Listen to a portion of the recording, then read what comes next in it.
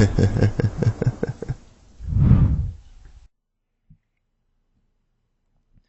know the Slenderman meme? It reminds me of a story my great-grandmother used to tell me about a monster named Long Jack. I know Slenderman was just a meme started on something awful, and it spawned all sorts of stories and pics and gags, Slenderman porn. But certain images and aspects of the story remind me of that old ghost story. So here it is. I should caution that I didn't actually hear the story myself firsthand. When I was little, we lived a while at my grandmother's house while my parents were getting divorced. And my grandmother lived just down the road in a cottage. And the power would reliably go out during big winter storms in those days. And great-grandma, we called her Tiny Grandma. She was really Yoda-ish, but she would come over, and we'd all sit in front of the fire and wait it out. The old folks would tell stories and read books. I was only 4 or 5, so Tiny Grandma would tell the story of Long Jack after I fell asleep. My older brother and cousins would tell it to me later. Now, Tiny Grandma and the rest of us lived in the Pacific Northwest. Way out in the boonies, actually. She herself was an infant when her parents brought her out west. They were homesteaders. There's an old photograph of her as a child standing in front of a one-room log schoolhouse. There are huge old-growth trees behind her, lots of dark shadows. It's still very gloomy in the winter months in the PNW, even though the trees are much, thinner these days. Long Jack, whatever he was originally a person. I don't know his real name. In that time in history, families lived by themselves in the woods, miles and hours of travel away from each other. But there were also a lot of people coming and going. Other homesteaders, people looking for logging jobs, prospectors on their way to the Fraser Canyon Gold Rush, Klondike Gold Rush, whatever. There weren't hotels except for in the big cities. When you slept, it was either in your own camp or some courteous homesteader would let you sleep in their house or barn. Maybe violent criminals wasn't a big issue back then, or maybe people were more naive, but the guy who would become Long Jack was a murderer. There had been a great string of murders in the region. Whole families were slaughtered. Sometimes Indians would be blamed. There were still some isolated Indian wars going on, but it didn't really look like that. It looked like people were inviting somebody in, and he ended up murdering them in their sleep. Obviously, detective work wasn't big back then, and in any case, sometimes it would be weeks or months before they discovered the bodies, and the killer would be long gone. Now, I don't know if this one guy, Long Jack, whatever his name was, killed all of them, but he did kill at least one family, and he was caught, literally, red-handed, near the town of Bellingham, near where my family is from. They used to lynch people in those days. Usually it was black people. In the PNW, where there weren't a lot of black people, it was more often Chinese men or Eastern European men, but occasionally they lynched white men, even though they had a proper court system at the time.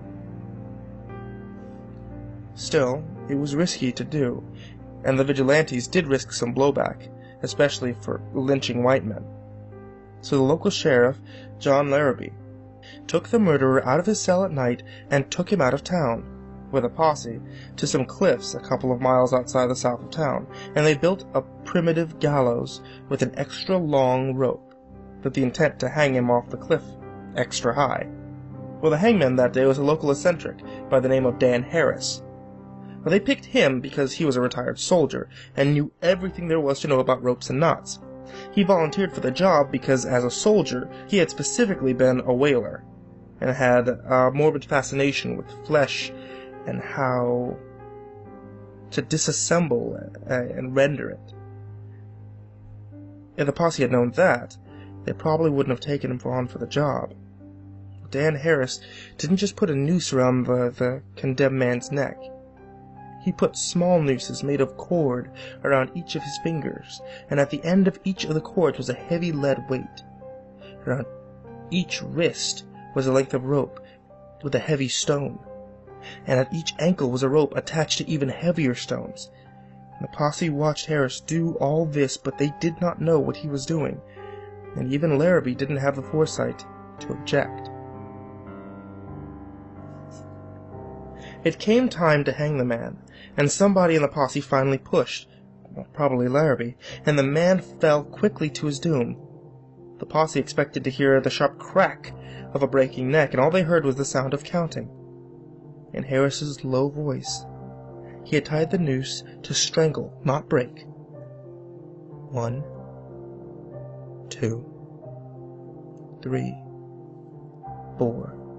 They heard a loud crack, almost like a shot.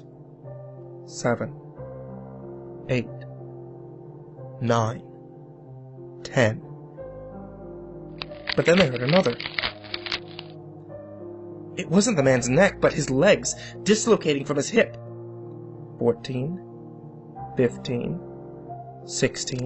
They heard more pops and cracks, his shoulders dislocating, his elbows, his ankles. 21, 22, 23. Then his fingers dislocated at each knuckle, sounding a bit like popcorn.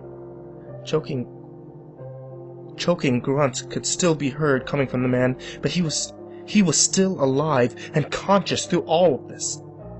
36, 37, 38.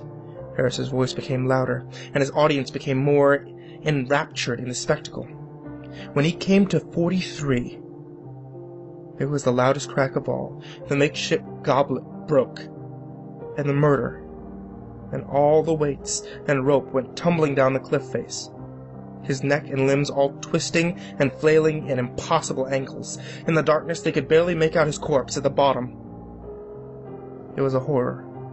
His limbs had all been stretched to awful, fantastical lengths, all intertwined with the ropes and each other. It was too dark to retrieve the body, and by the next day, animals had gotten to it and carried it away. And this is where my great-grandmother comes in. They used to tell her that the ghost of Long Jack haunted those woods, abducting defenseless people if they traveled those woods. They said he would count as he stepped up behind you. 1, 2, 3, 4. She heard him once, as she walked the long distance home from school one fall afternoon. 14, 15, 16. According to the story, you couldn't look back or he'd get you. You had to run as fast as you could, and ran she did. 21, 22, 23. The counting continued. It was like he was whispering, but it was still getting louder, and it seemed he was right behind her. 27, 28.